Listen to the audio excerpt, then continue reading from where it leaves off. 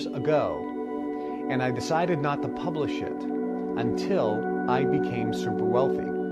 Because using this information, if it was true, then I would be able to make huge amounts of money.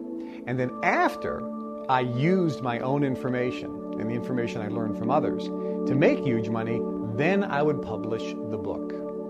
Because then I wouldn't need the money from the royalties of the book. I would give them away, which is exactly what he did. He became super wealthy, and then he published the book, which makes a lot of sense. So who do you listen to? You can't listen to people who write books on how to make your desires come true, or produce home study courses on CD, or teach seminars, because 99% of them, it hasn't worked in real life. You can't listen to people who teach you how to make money in books and seminars. Now, not that all of them are bad. I'm going to actually give you a bunch of stuff that's really good, but you don't have to waste your time on the junk.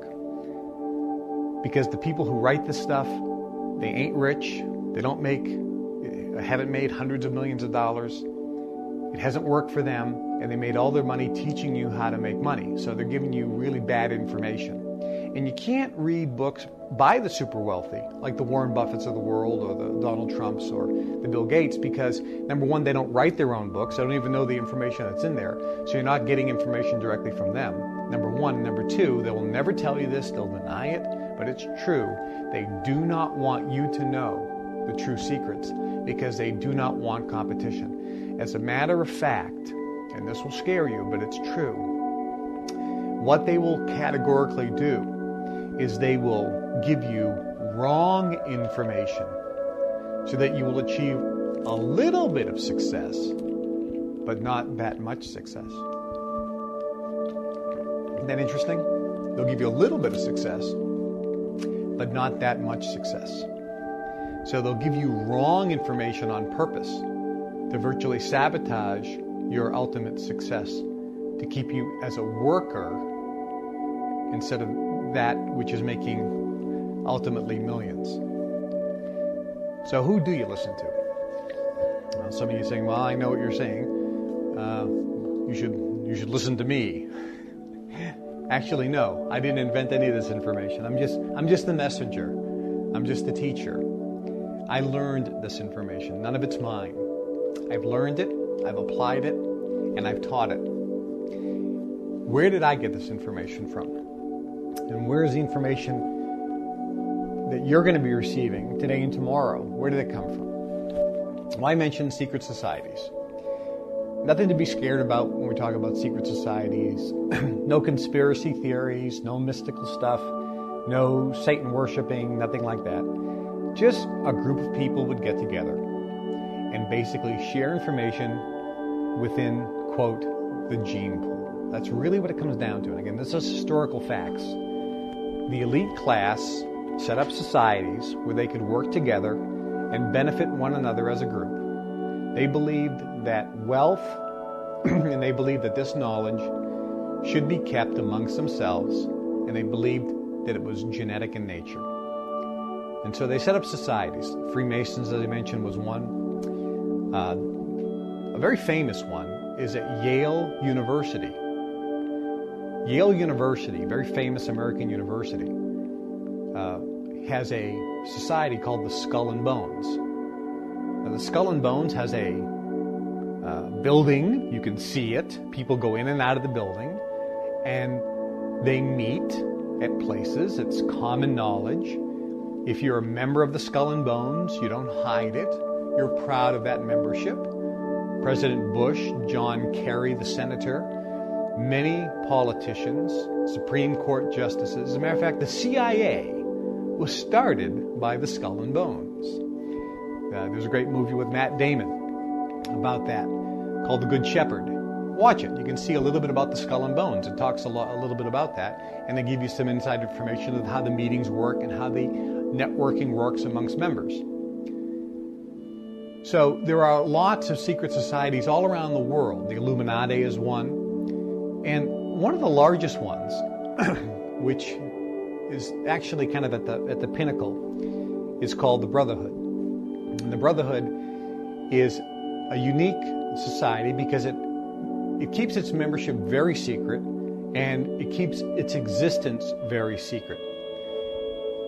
Many members of Skull and Bones are also members of the Brotherhood. Many members of Freemasons, when they reach 33 degree, become members of the Brotherhood, of the Illuminati, and various other organizations around the world become members of the Brotherhood. It is a society of people that have gotten together, that share information and share secret knowledge of how the universe works and how this planet works, and how, as a human being, you can be happy, healthy, and make your desires come true, and go through this life in an exciting, joyous, adventurous, fulfilling way, based on your desires and your wishes.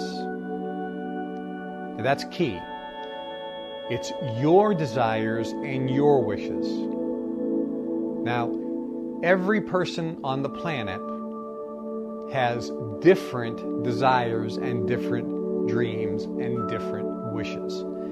Some of you think that whatever dream you have, everyone shares the same dream. That's not true. Some of you think that every desire that you have, everyone should have the same desire. And that's not true. Guess what? Some of you are looking around this place and saying, I want this. Oh my God, I want this. And other of you are saying, this is too big. I don't want 200 staff members working for me. So each one of you have a different desire. Some of your desire is to have a log cabin, and that's where you want to live and have a little garden out in the back. Some of your desire is just to have a nice small little home with a brand new car, and that's your desire, and that's your dream, and that's your wish, and that's what you want to do. Some of you have dreams of being the best parent in the world. Some of you have a dream of being the best policeman in the world. Some of you have a dream of being a happy, wonderful fireman. Some of you want to be a doctor or a nurse or a teacher or a pharmacist or a surgeon. Some of you have different goals. Some of you want to be a great cook. Some of you have different dreams and goals. There is no reason to think that every person has a dream or a goal of being a billionaire. And there's nothing wrong with not wanting to be a billionaire. Very few people actually have that desire. So what we're going to be sharing with you is how to make whatever your desire and your dream come true. So these societies got together and shared this information so that people could follow their bliss, follow their motivation. They could follow their heart's content. They could make whatever dreams they had in their own life come true. And that's how this information was shared. And a lot of this information goes back thousands of years. Some of the manuscripts that I've actually read as part of the group were on yellowing paper, hundreds and hundreds of years old. Some of it was translated down from manuscripts that were over 1,000 years old in different languages and had to be translated into other languages and so forth. And it's all not in English. There's manuscripts from these societies that are in German, that are in Russian, that are in ancient languages as well. Hebrew, Arabic, Greek, Latin. So a lot of the stuff is, again, it's not new material. It's been used throughout history, and over time, the information has been codified, it has been simplified, and it has been put in easier to understand formats. That always happens with information over time. It becomes simpler and simpler and simpler. So the information you're going to get today and tomorrow, it's not mine. It is a collective group of people over thousands of years who've put this together through trial and error. Where it actually originated from, I'm not going to get into that today. That's open for discussion, and we can discuss that. That's maybe over a lot of people's heads, their level of belief or understanding. But the bottom line is the information is used today by an incredibly small group of people when you compare it to the 5+ billion people on planet Earth today. A small group of people have had access to this information. And those who do have access to this information and use this information have an amazing life and have lived an amazing life. And it's not just about things. It's about the inner feeling, waking up full of wonder of the planet that we live in, and our life, and how just to fulfill our desires and be happy and enjoy and experience exhilaration, fulfillment, and ultimate happiness and bliss. And for some of you, having your own private jet, and you've seen a lot of them here, is your bliss. And for some of you, you have no interest in a private jet. Your bliss is being able to fly first class once in a while. And that's perfectly fine. There's no right and wrong when it comes to desires. Whatever your desire is your desire. So who do you listen to? Well, I would suggest that you listen to people who have what you want. Listen to people who have what you want. And this information comes from people who have done it. It's proven. It has passed the test of time. It works. It works better and faster than anything else out there. And this is the first time in history where this information is being revealed and released on a large-scale basis. And I can tell you, there's a very, very few people, very few, who are excited to have this information out. One of the first people in known history that felt that like this information should be let out was Andrew Carnegie, the richest man in the world, who had this information, who was also a member of the Brotherhood. Andrew Carnegie, as I mentioned, started U.S. Steel. And up until when he did that, by the way, Henry Ford, who was also one of the richest men in the world, who was also a member, he went crazy. He was one of the most vocal people against Andrew Carnegie sharing this information outside of the elite class and outside of the members of the various societies. So when I decided to leave the Brotherhood and share this information, I was met by violent opposition, extreme negative opposition, and for a lot of reasons we'll discuss later. But several people in various groups, like our 33-degree members of the Masons who are here, the members of the Illuminati that have come out, other members of the Brotherhood, several members of Skull and Bones, they've all come out and to back me up and show their support, which is why they're here to meet with you, because they know this information and they're validating and verifying that this information is true and accurate, and by their own lives, what they have in their own lives, what they've achieved in their own lives and in their own families, you can see firsthand that this is the real deal. It isn't smoke and mirrors, but it's the real deal. More so than anything else out there, from any other CD series or seminar or book or teacher or guru or whatever, you're seeing that this is the real deal on a scale like you've never imagined before. When you're looking at members of royal families, the richest people on the planet, the people that control the flow of oil, people that control the flow of information to the media, control food, you're looking at the people that control the planet. And that's who you've had a chance to meet, the individual people and their families. So you can see that this is truly something special that you're about to hear and learn. So who do you listen to? I would suggest that the information you're going to get is going to be mind-blowing, eye-opening, ridiculously simplistic, to the point of surprise for many of you. I can't believe it's so easy. Yeah, but there are a lot of nuances that make it work.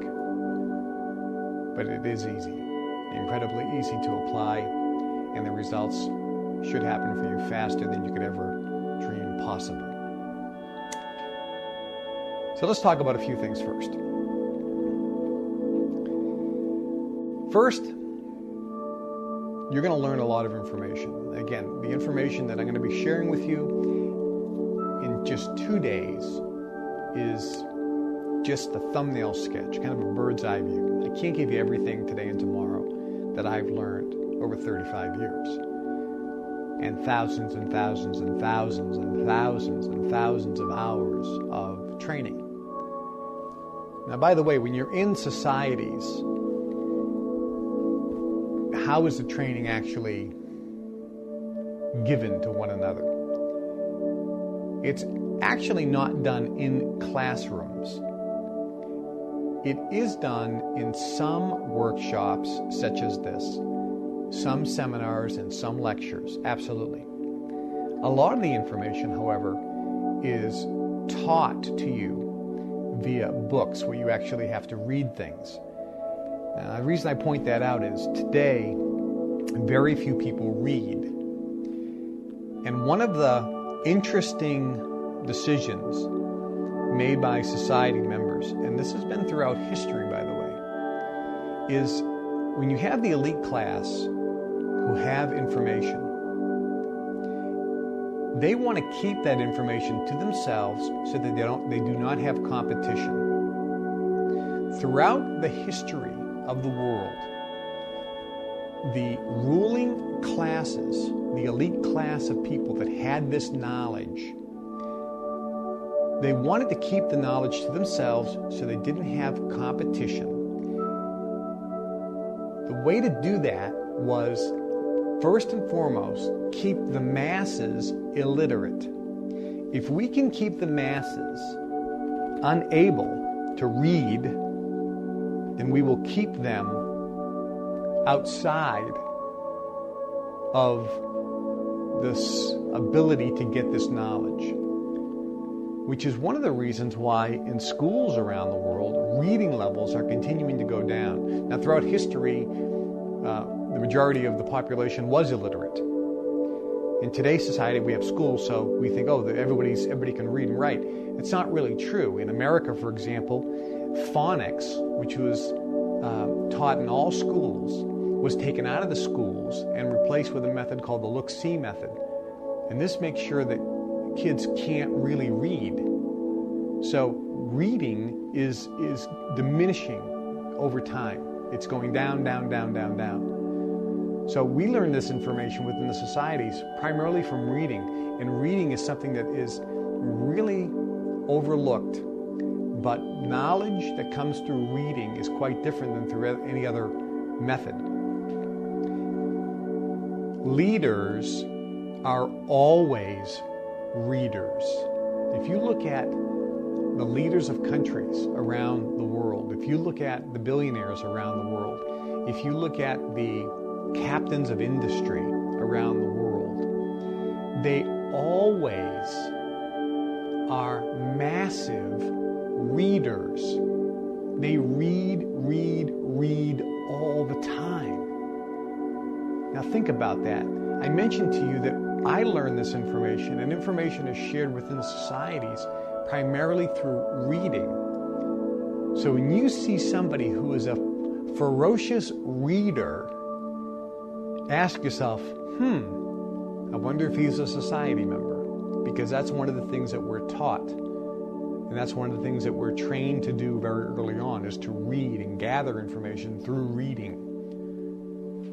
So reading is really important of how we get this information. The societies, as I mentioned, are kind of common knowledge, but it's really what goes on inside the societies that have always been kept a secret.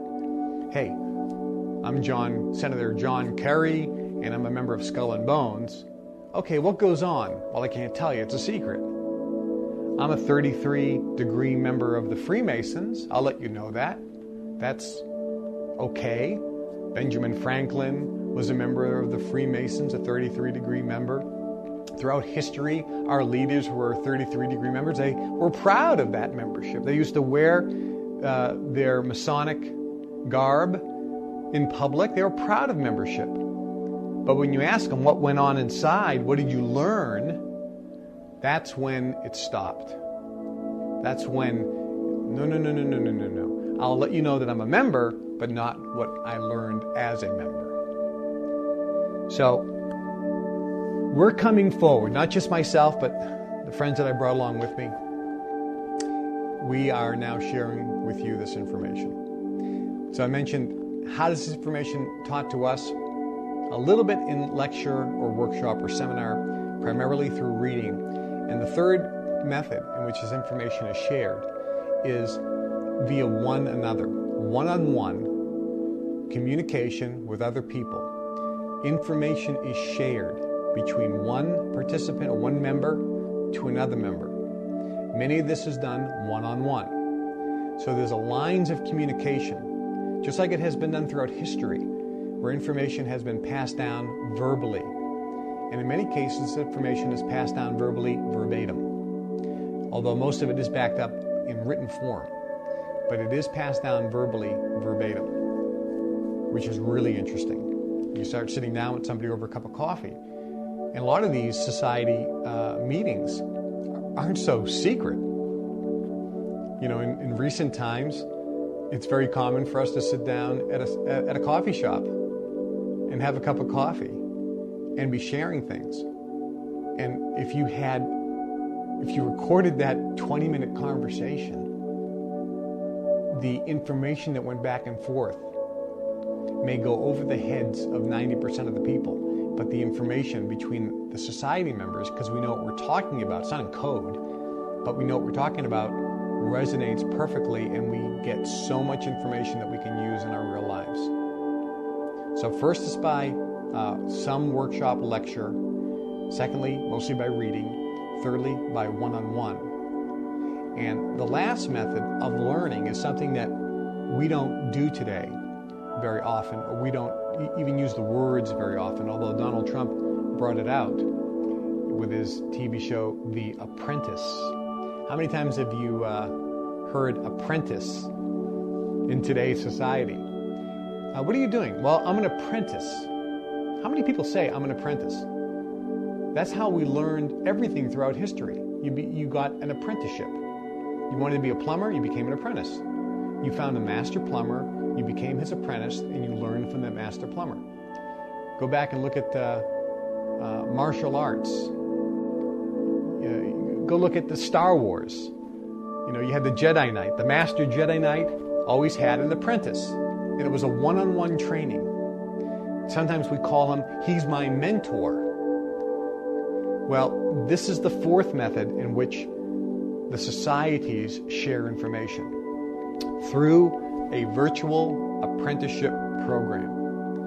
And it's something that we just do not do today outside the societies in the general population. But when you're in the society, you actually get a mentor and you become an apprentice. And you learn directly from one person. That's how you're trained. And the training is a lifelong experience. You always have a mentor. Even when you are a mentor and you have an apprentice, you still always are an apprentice.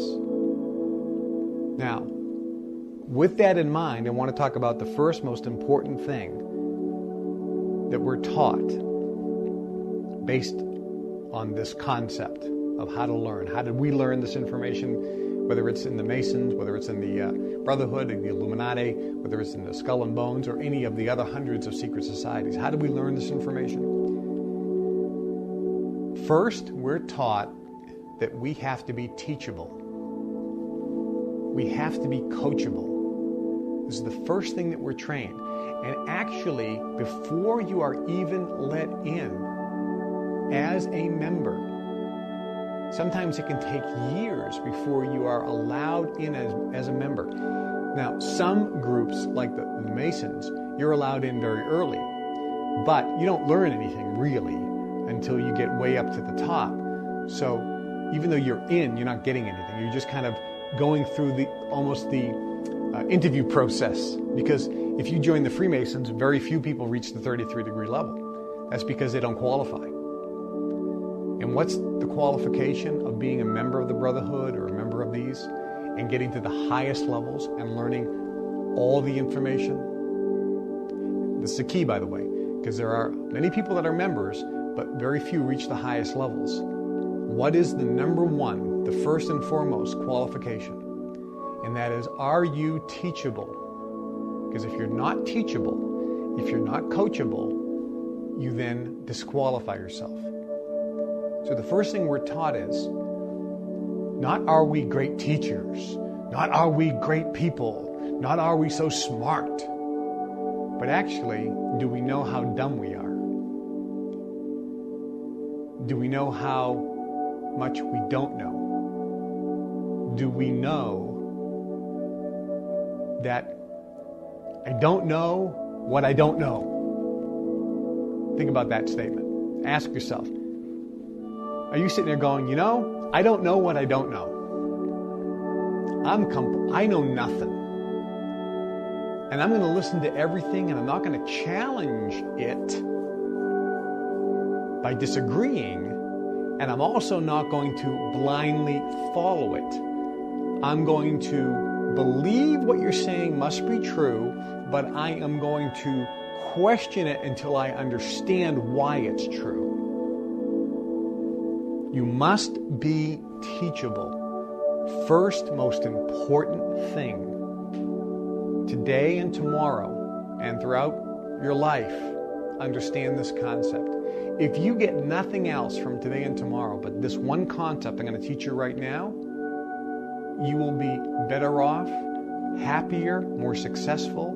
You will achieve greater things faster than you could ever dream possible by learning this one simple concept. And that is, you must be teachable. You must be coachable. How do you determine that? There's an index. There's a teachability index, which will determine how teachable you are. And you must, I'll tell you, you must consider this all the time. You can't learn this concept right now and say, I got it. No, you're never going to get it. You're always getting it.